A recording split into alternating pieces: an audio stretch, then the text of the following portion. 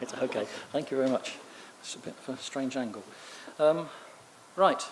Thank you very much indeed. It's really is a great privilege to be here and to be asked to give this talk.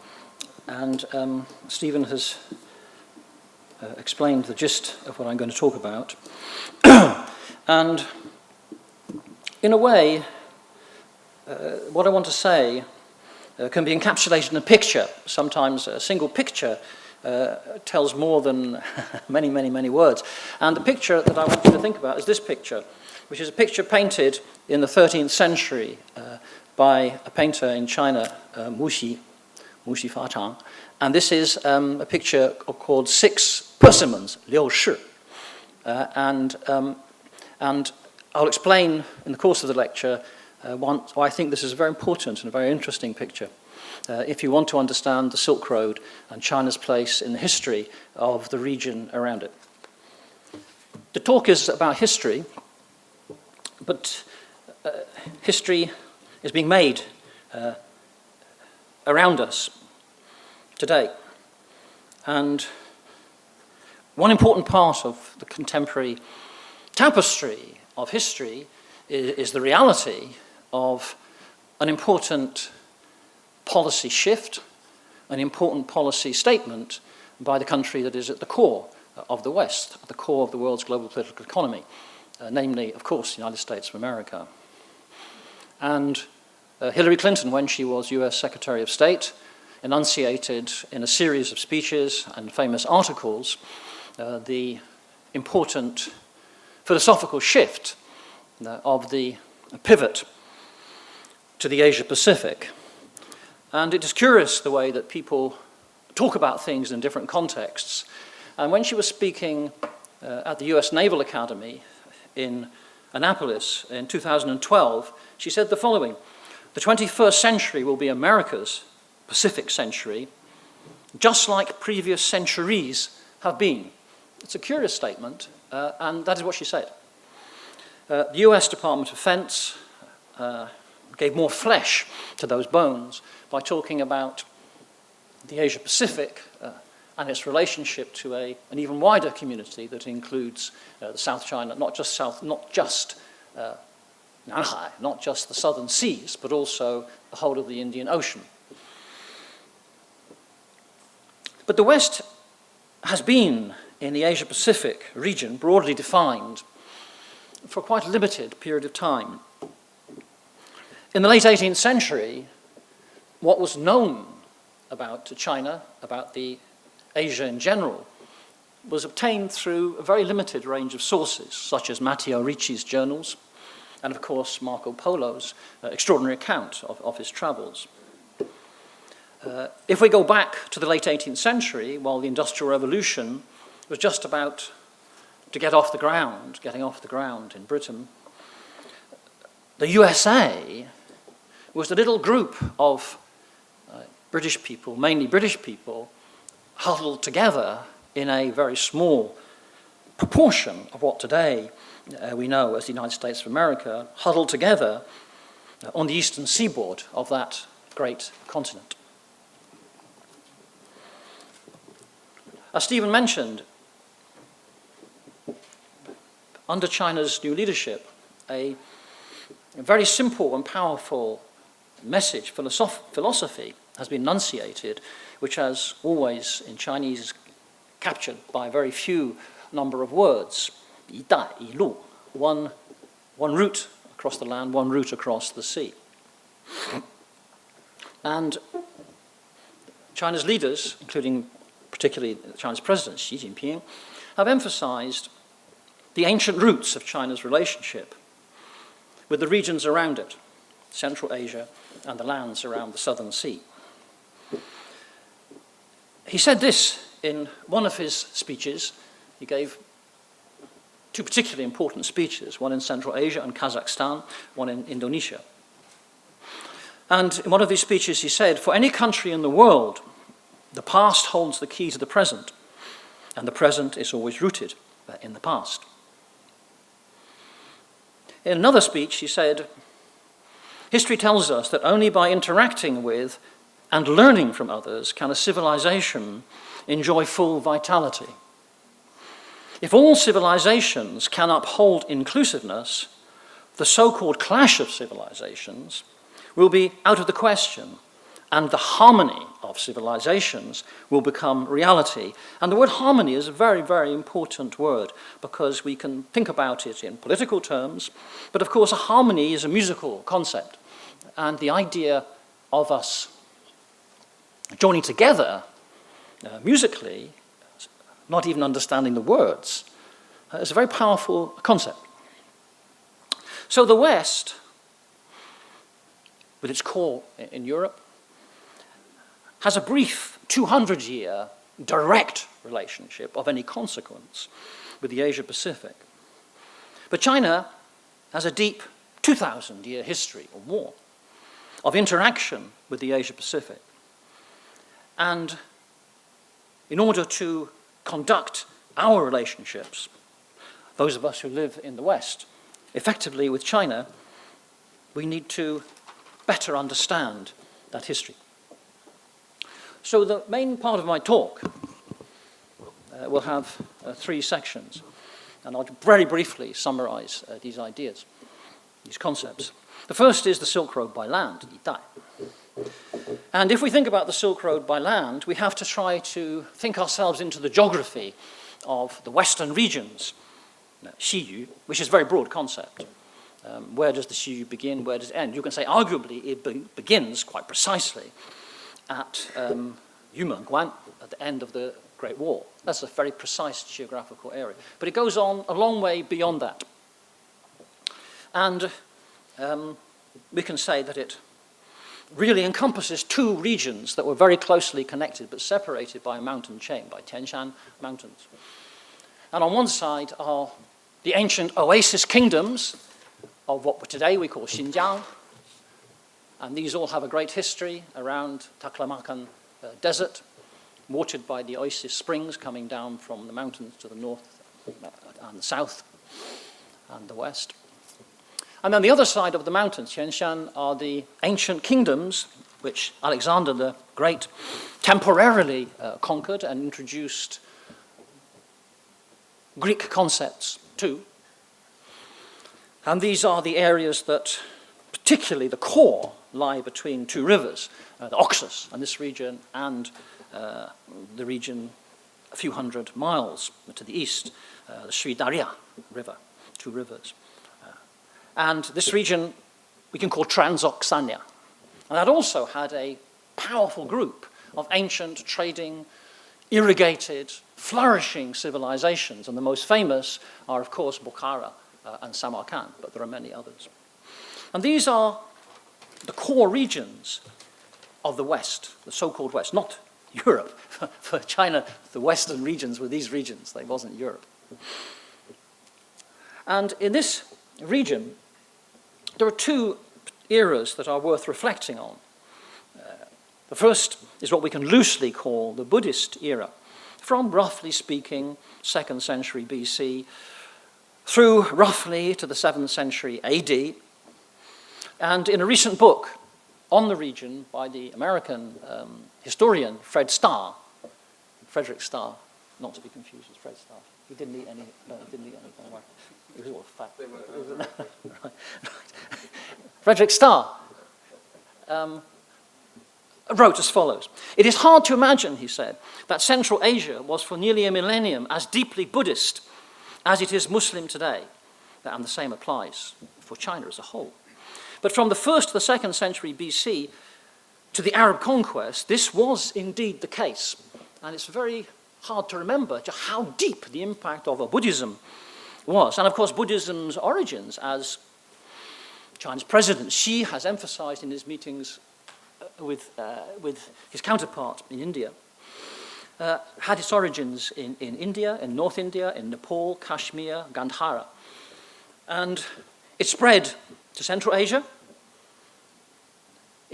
absorbed Hellenic, Greek characteristics, the things we think of as incredibly distinctively Chinese figures on all those sculptures that people have bought and captured and put in Western museums, have their origins in Central Asia and in Greece.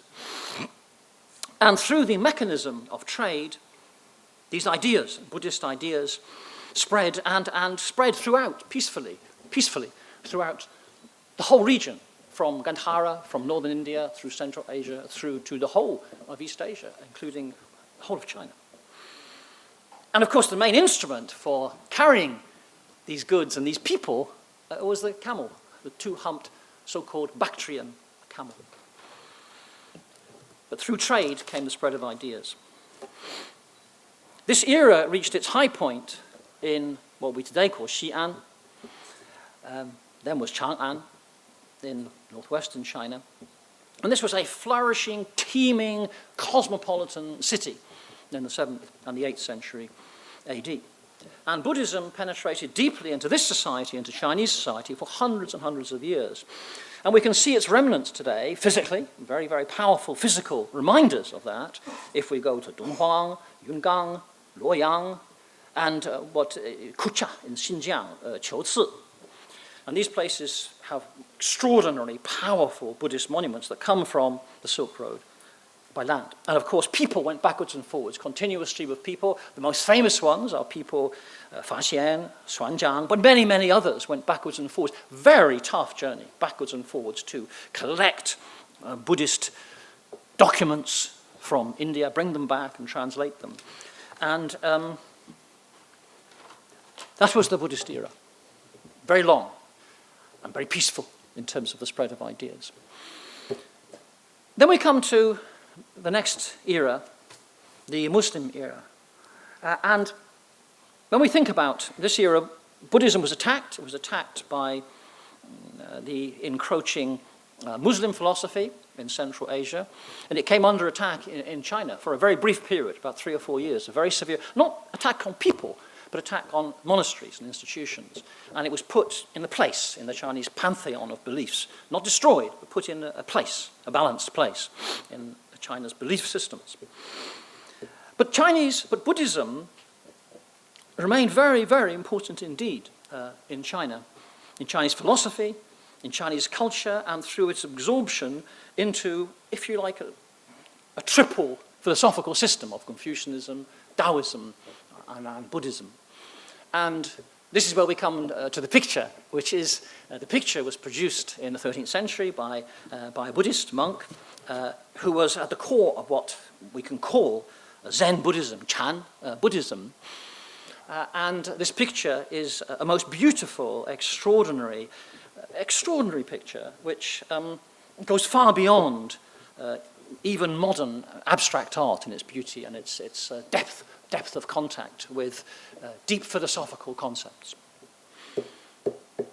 But it's present in almost every major work of Chinese literature, Story of the Stone, Hong Long Meng, in Xi You Ji. All these are replete with this combination of triple combination, which is a very balanced, the triangle is very strong. In the 13th century, the Mongol invasions destroyed much of civilization of Central Asia. But then we remember that Marco Polo traveled through Central Asia, and the civilization he encountered was not destroyed. It was very peaceful. And he was able to give an account of all these extraordinary places, right the way through from the Middle East through to China. He doesn't encounter warfare. He encountered commerce. He encountered trade. And this was a peaceful relationship along the Silk Road, described very beautifully and vibrantly. We can even call it, if you like, the Pax Mongolica. Some people have referred to it, the peace under Mongol rule after destruction. And there is some debate about just to what extent things were destroyed. But certainly for a long period, there was a peace across Central Asia under Mongol, the complicated rule of Mongols.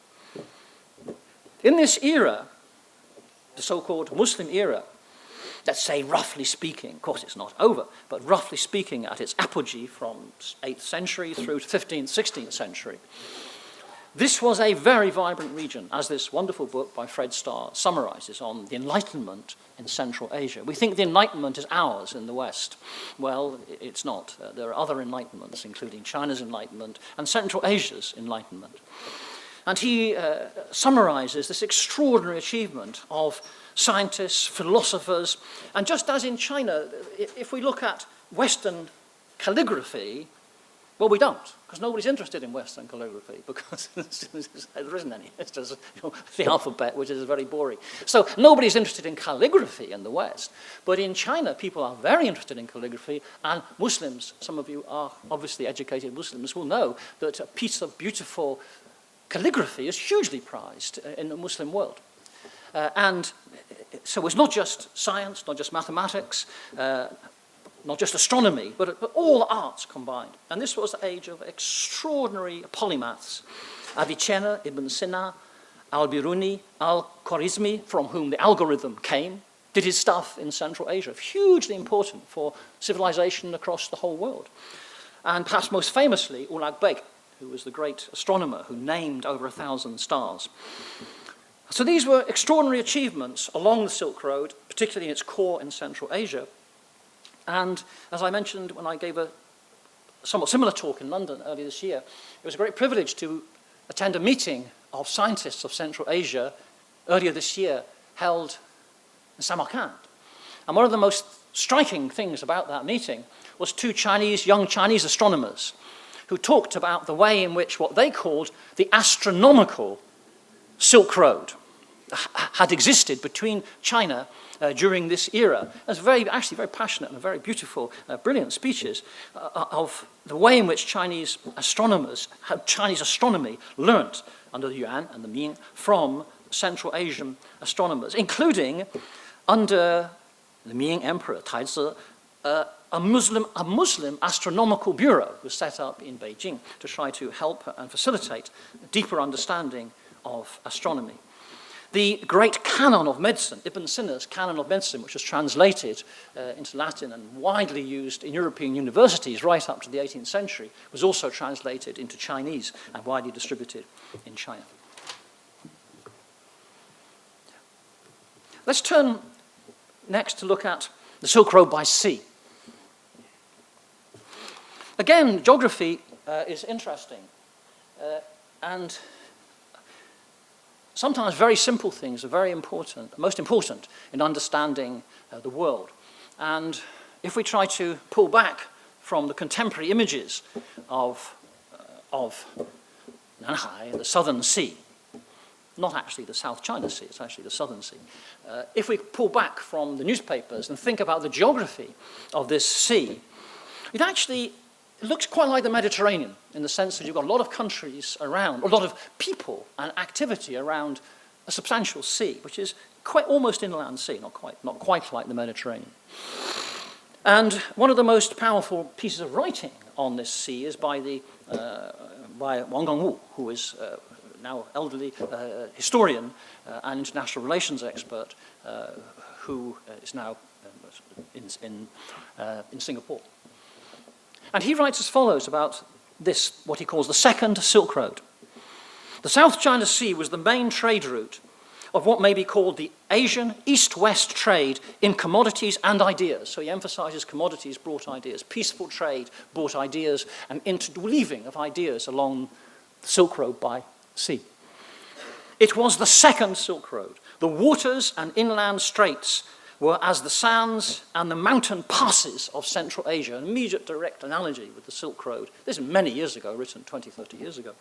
Its ports were like the caravanserai, these extraordinary institutions built by Muslims across the Silk Road by land, where people carrying goods could rest peacefully for the night while they took their wares on during the day to the next stop. It became to the southern Chinese what the land outside the Jade Gate was to the North Chinese. Beautifully described by Wang Gongwu.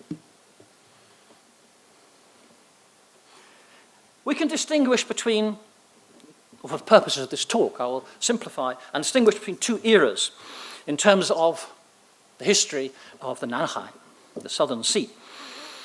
And the first thing to note, well, we can start by noticing the following. If we read the works of Joseph Needham, which Stephen mentioned, we find a very interesting discussion and analysis of Chinese nautical technology. We find an account of the compass, which China had developed very early in its history, and for nautical purposes, Needham thinks was probably used no later than the 9th century AD, probably considerably earlier. In Europe, much later. Pretty clear it came to Europe from China. The stern post rudder doesn't sound very much, but it's very important in trade, in wind-borne trade by ship. And the stern post rudder, according to Needham, was used in China probably by the 5th century AD. Europe didn't use it till about the 12th or the 13th century. And the third element, amongst many, is watertight compartments, which are extremely important to long-distance trade by sea. And he thinks China used these in the 2nd century AD. Now, Europe didn't use them until the 18th century. Now, the question is, why did China develop these things? Was it because somebody in Beijing said, I know, we'll change? Of course not. It wasn't a government official who said, let's invent these things. It was business people trading across the seas. And the most dangerous seas were, you could quickly put into port if you were trading Ningbo up the coast somewhere, Fuzhou, Ningbo. But you couldn't do that across the South China Sea, across the Southern Sea in Nanhai. Very, very, very, very dangerous, which I shall come back to. And so these implements of technological progress were developed in response to trade, peacefully developed, and extremely important for the world. And these, in other words, were Chinese merchants, Chinese people indulging in trade across the Southern Sea, Nanhai. There is a lot of archaeological evidence, more and more and more archaeological evidence is coming to light about the trade across Nanhai and then on into India and into, indeed, even further afield. Now, somebody that Stephen and I remember very well is Mortimer Wheeler, Sir Mortimer Wheeler. Any questions? What's my line? Any questions? Sir Mortimer Wheeler. And Sir Mortimer Wheeler, who we alone in the room can remember, was a great archaeologist. And Sir Mortimer Wheeler, when he was in East Africa, said the following, 1955, I have never seen so much broken china, by which he means broken pieces of china, in the past fortnight between Dar es Salaam and the Kilwa Islands. Literally fragments of Chinese porcelain by the shovelful. As far as the Middle Ages is concerned, from the 10th century onwards, the buried history of Tanganyika is written in Chinese porcelain. There was a tremendous trade from very early on across Nanhai into Indian Ocean and down as far as East Africa, very, very, very early on. Recent research by Cambridge economic historian, archaeologist, Janice Stargart, on this extraordinary city called Sating Pra, which is on the Isthmus of Kra in Southeast Asia, investigated, again, through looking at shards of porcelain, shovelfuls of shards of porcelain in Sating Pra, just how deep and complex the trade was, conducted mainly by Chinese merchants from cities like Quanzhou and other cities on the southern coastline of China, across into Southeast Asia. And she emphasized these were mostly very high quality ceramics and huge amounts of them. So what it shows us, according to Janice, is just how enormous the trade was across from Quanzhou, Guangzhou, etc., through to Southeast Asia. Coming back the other way, in terms of the things that China was importing in this early era, the Middle Ages, if you like, of China, is this extraordinary wreck, which I've never seen in Quanzhou. Some of you may have seen it. And this is a wreck from the 12th century, and preserved in mud. And here you can see the returning goods brought by Chinese merchants back to Quanzhou, so-called emporium of the world in this period.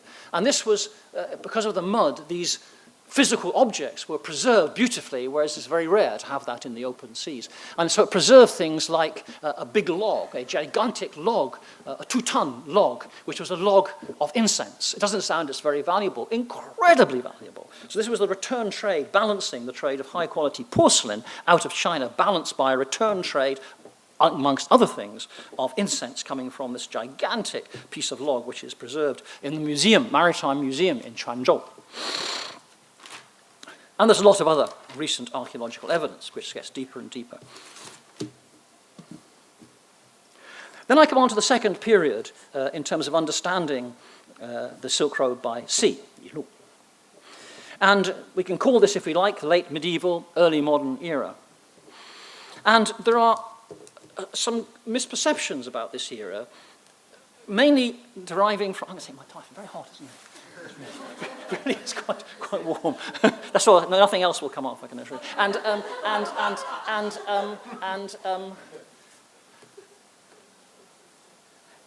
And so one of the common misperceptions is about China's overseas expeditions. Zheng He made these extraordinary expeditions, 7 expeditions in the early 15th century. And they were quite extraordinary. He visited this gigantic fleet, 60 great sailing vessels, 30,000 people working on these ships. Very, very, very big ships, 1,500 tons, very big for that era indeed, much, much, much bigger than European ships.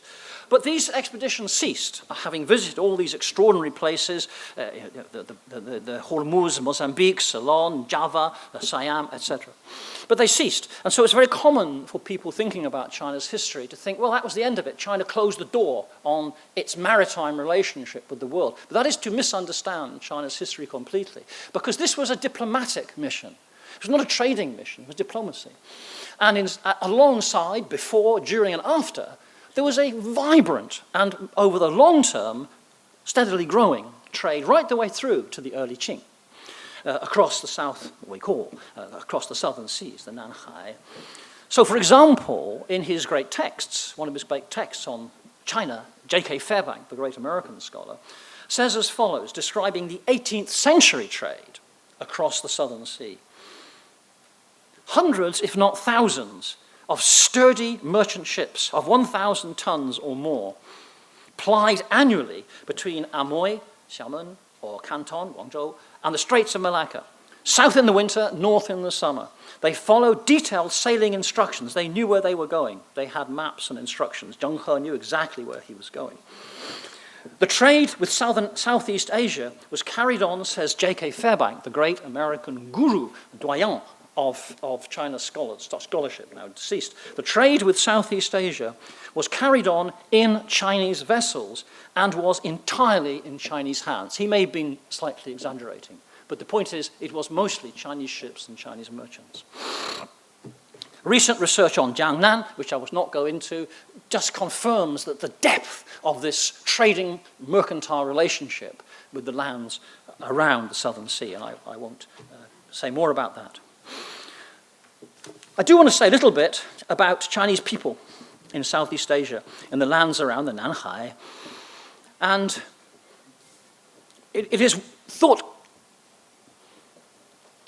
amongst many people that the arrival of Chinese people in Southeast Asia was a very modern phenomenon. And of course, huge numbers of Chinese people went to work in plantations, European plantations and mines in the 19th century, when the Qing was disintegrating.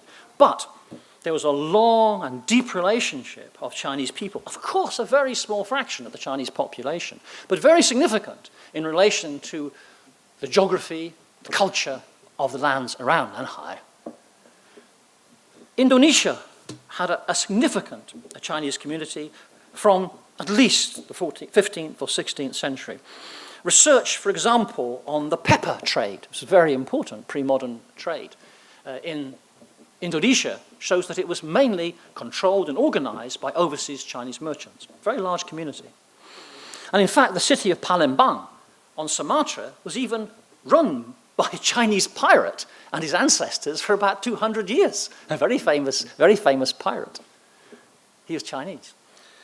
Siam, Thailand, Taiwan, had an awful lot of Chinese people, relatively speaking.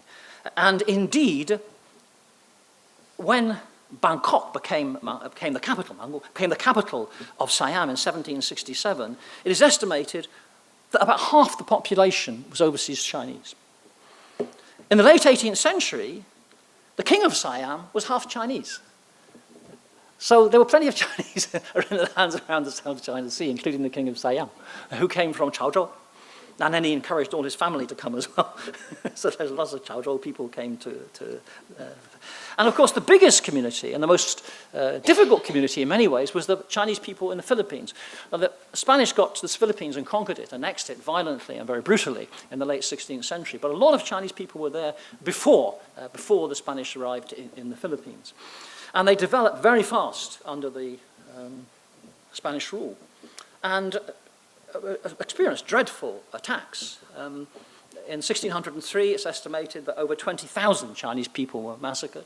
Once again, in 1639, maybe 23,000, who knows, but a very large number of Chinese people were massacred. So when we think the Chinese people didn't really arrive in Southeast Asia until the late 19th century, that is inconsistent with any reasonable and intelligent reflection on the evidence. Finally, international relations and the Nanhai.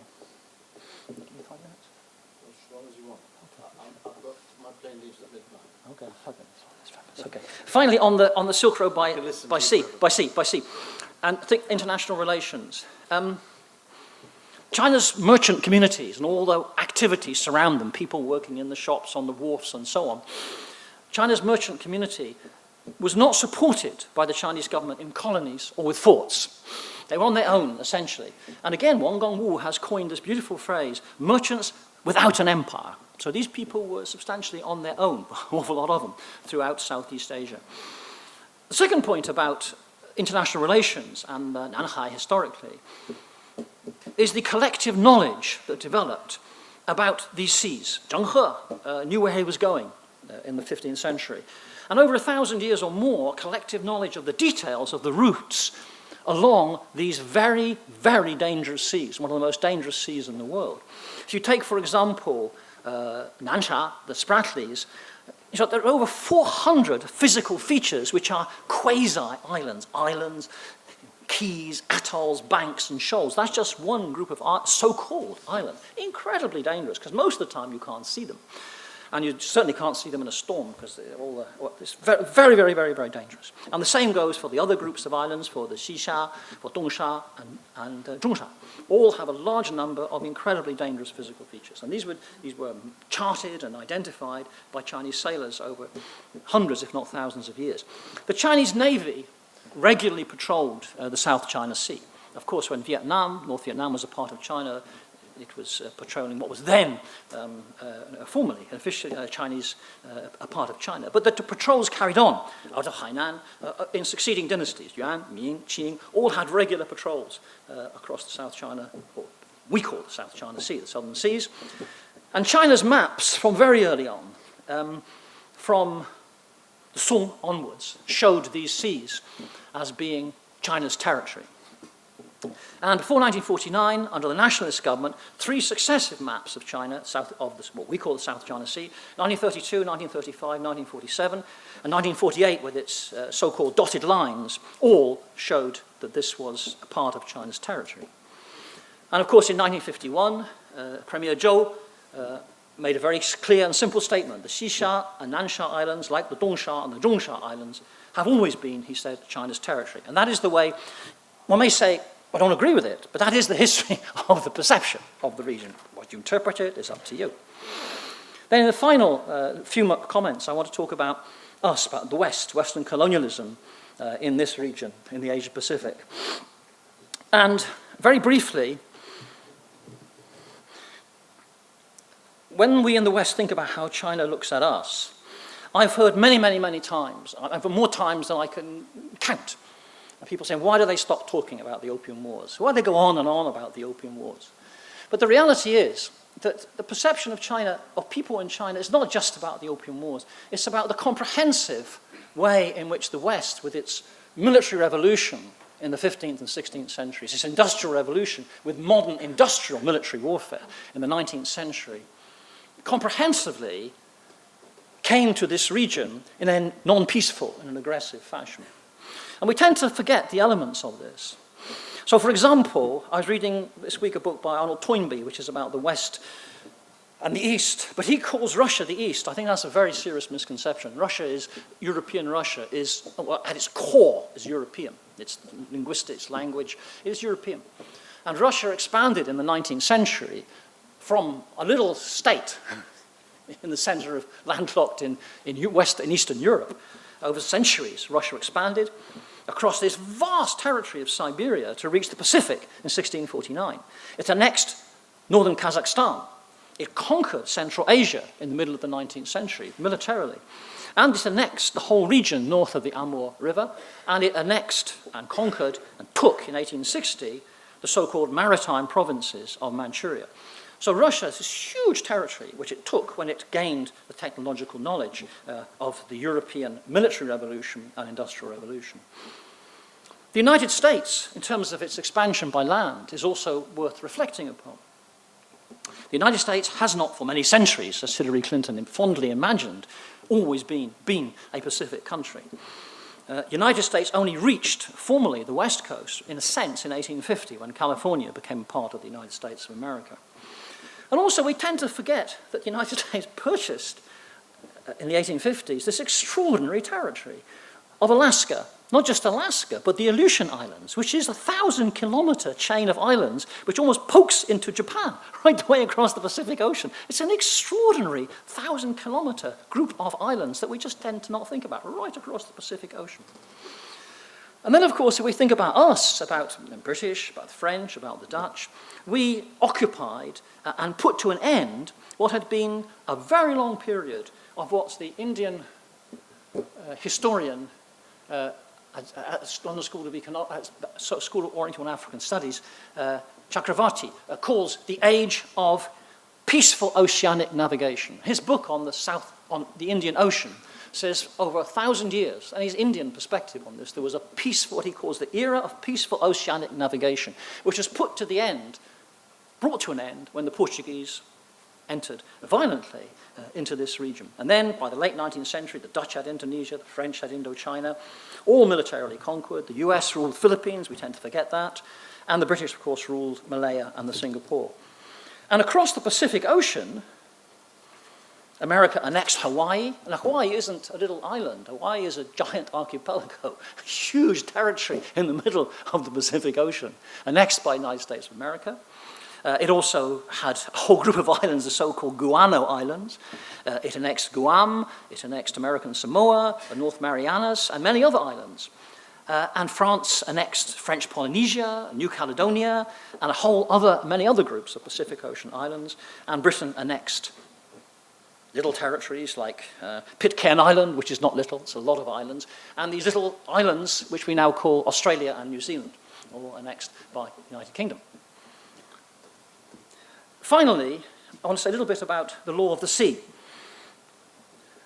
In 1982, the United Nations passed a law called the United Nations Convention on the Law of the Sea, UNCLOS. And in that, this revolutionary piece of legislation, countries were now entitled to a 200 nautical mile exclusive economic zone, which entitled them to protect, militarily if they chose to do so, the assets under those seas. Now, China's undisputed exclusive economic zone is less than 1 million square miles, about 900,000 square kilometers, rather, less than 1 million square kilometers. If China were to win all its claimed area in the South China Sea, its exclusive economic zone would amount to less than 3 million square kilometers, and who knows how this will be resolved. If we look at the Pacific Ocean alone and consider the territories I've just mentioned, then we find that the United States, France, Britain, Australia, New Zealand, and Russia, between them have an exclusive economic zone just in the Pacific Ocean of 31 million square kilometers, the consequence of our capture in the West through our colonial strength from the military and industrial revolution. In other words, more than 30 times China's undisputed exclusive economic zone. So, final points. Very briefly. China, there's a media frenzy and a publishing frenzy, actually, about what people call the South China Seas inaccurately. In the Western media, just a frenzy. Almost every day there's something about this area. But the revolutionary UNCLOS agreement and the associated rights to the exclusive economic zone, including, by the way, places like the Falkland Islands, which are quite a long way from Great Britain and which Britain fought a war about, has received zero attention in the international press. Zero. I mean, nothing at all. China, historically, made no conquest of Central Asia. It did try once, and it was defeated in 757 at the Battle of Talas, in what is today, just beyond the Tian Shan Mountains. But it was defeated, never tried again. China had no colonies. It could easily have established colonies in the lands around the Nanhai, but it chose not to do so. China has had very deep cultural, spiritual interaction with the lands of Central Asia, the lands around the southern seas, for about 2,000 years. The West massively and violently intruded into this region from the late 18th century onwards. So we can say that the West's relationship with the totality of the Asia-Pacific region is really like a thin veneer on something, a physical object, whereas China's relationship is a deep and complex lacquer in its relationship with these regions. And I think in the West, we really need to think more carefully about the facts of our history. We can then say, you know, we want to do this or that, but it's very important, I think, to remember these facts in order to have a useful conversation and to build trust. So that's why at the beginning of my talk, I suggested that this picture is very interesting, because this picture was painted by a Zen Buddhist in China in the 13th century. But the philosophical foundations of the picture came from Gandhara, came from northern India, and from Buddhism, and it spread into China, and it still remains central to Chinese philosophy, and it is in Kyoto, in Japan, because, of course, Chan Buddhism deeply influenced Japanese civilization and culture. Okay, leave it there.